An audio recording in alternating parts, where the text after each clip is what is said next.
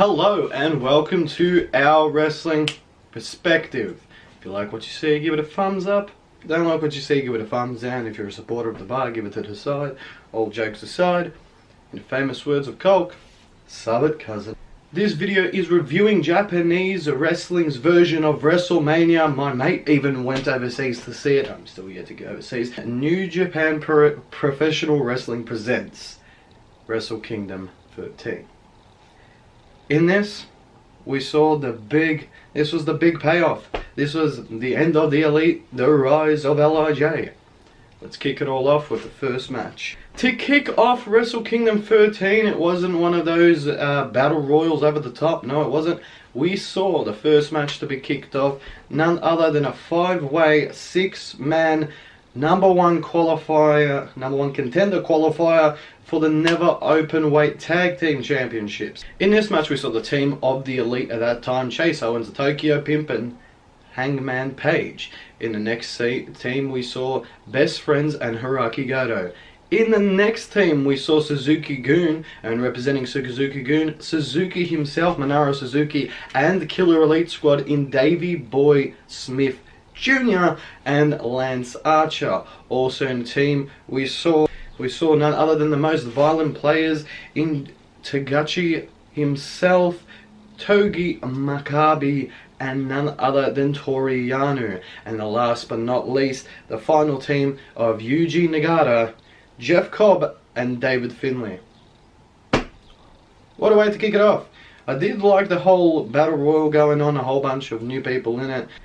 Match was good for what it was. Actually went pretty quick, to be honest, with Suzuki-gun just going all chaotic with it.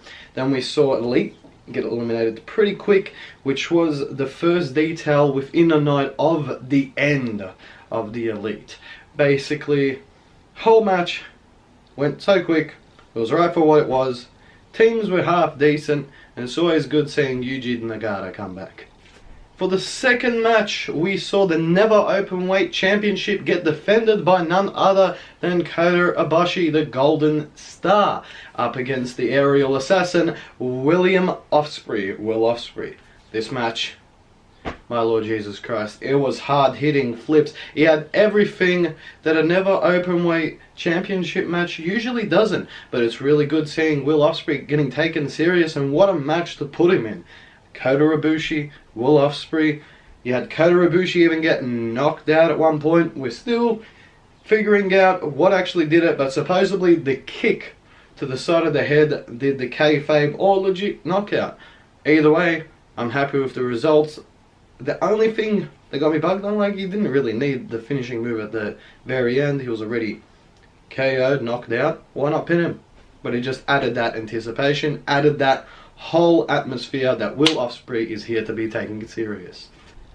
For the third match, we saw a 3-way tag team match for the IWGP Junior Heavyweight Tag Team Championships. We saw the tag team champions themselves in none other than Suzuki-gun and Katamaru and El Desperado defended against Roppongi 3K, and also the newly formed recruited member for LIJ, Shingo Takagi and Bushi. Shingo Takagi and Bushi, they picked it up.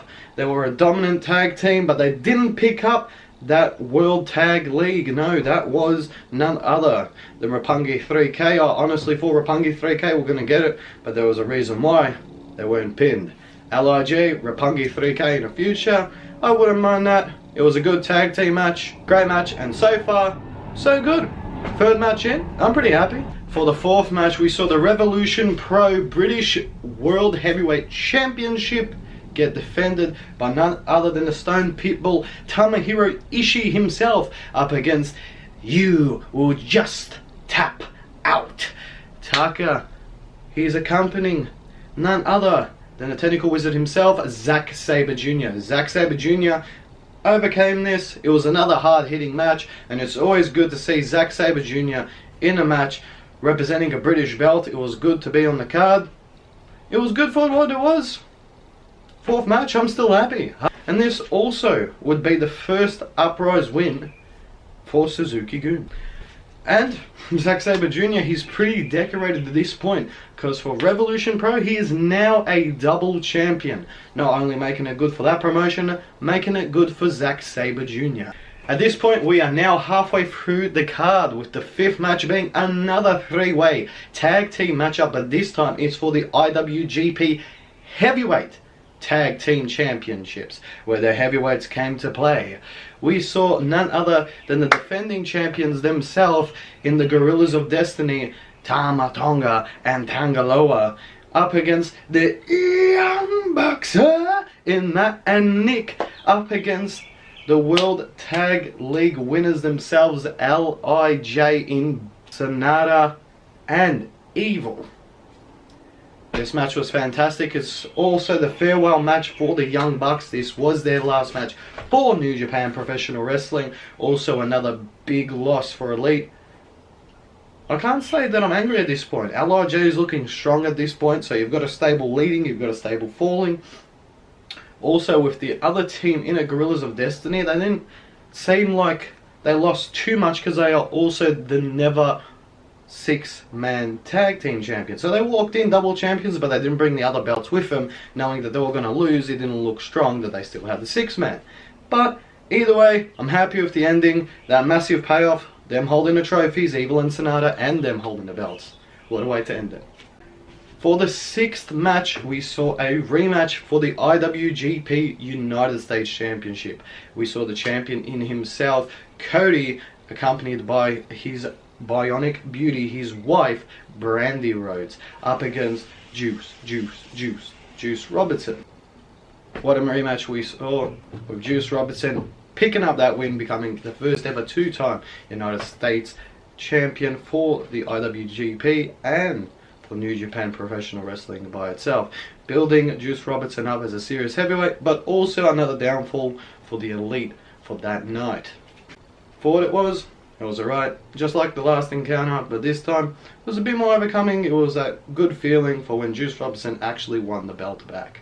7th match, we saw for the IWGP Junior Heavyweight Championship, we saw the champion in himself, Back to the Future, probably one of the scariest entrances I've ever seen, with that replica mask on a kid.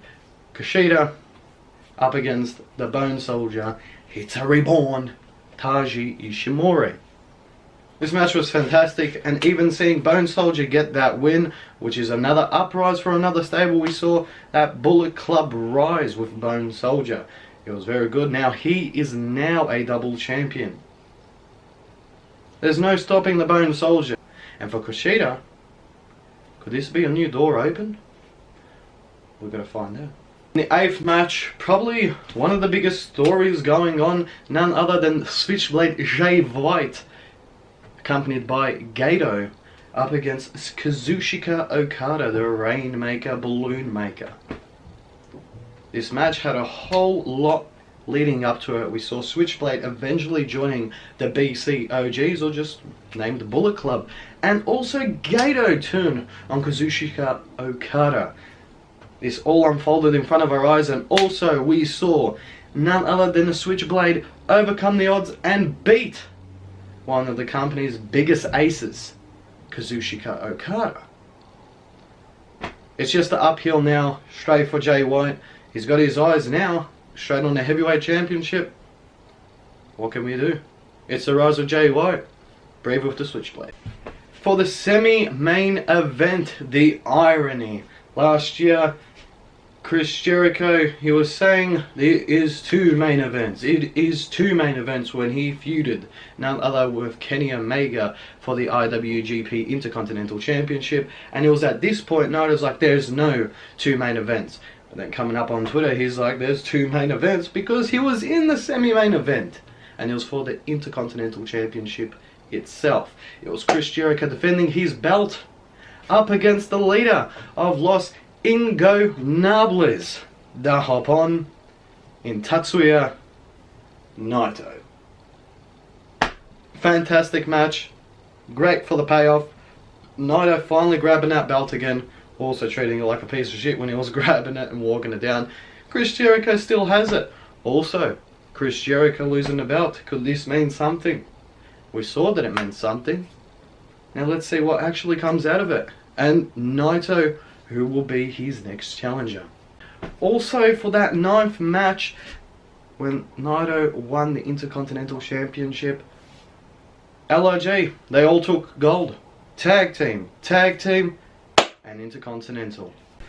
The payoff, the main event of Wrestle Kingdom 13.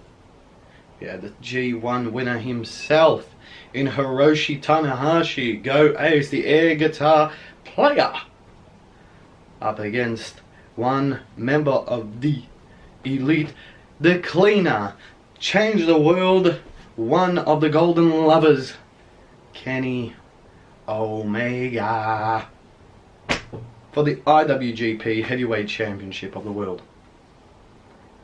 This match was good for what it was. It was more shoot than half of the time, but also we have to see that Hiroshi Tanahashi Ace has to win the belt and continue on with his 4,922th reign. Hopefully we can see more out of this. Maybe Jay White's on the horizon. Kenny Omega, this was his final match for New Japan, and also this was the solidified ending to the Elite's loss all throughout Wrestle Kingdom 13. It was pretty cool having Kenny Omega with the Young Bucks by his side, starting it like that, ending it like that. What a way out. But also having Kenny carried out Hiroshi Tanahashi with the good feel moment for the Japanese, with the Japanese just going off tap. Why not? Overall for Wrestle Kingdom 13, the big payoff for New Japan. Not bad, actually. It had some very decent, solid matches on there. Then it had a lot of matches which you can't say it wasn't. It was very predictable under the circumstances of people living with contracts and that. But if you were a fan from the E to watch Wrestle Kingdom 13, I advise you, why not? It has a lot of solidifying matches for a lot of careers, a lot of uprise for young talent within there, and there's a lot of good buys for familiar faces. Wrestle Kingdom 13 was interesting, but it'll be more interesting what they do now with Wrestle Kingdom 14 without having the Elite or Kushida for that fact. His contract's coming to an end and it doesn't really look like he's going to be re-signing. What does this mean? Will we breathe with the Switchblade? Will we? Or will it be the rise of LIJ? What will happen with the never six-man tag team championships? We'll have to find out. If you did like this video, obviously give it a like, share it, and always sub it, cousin.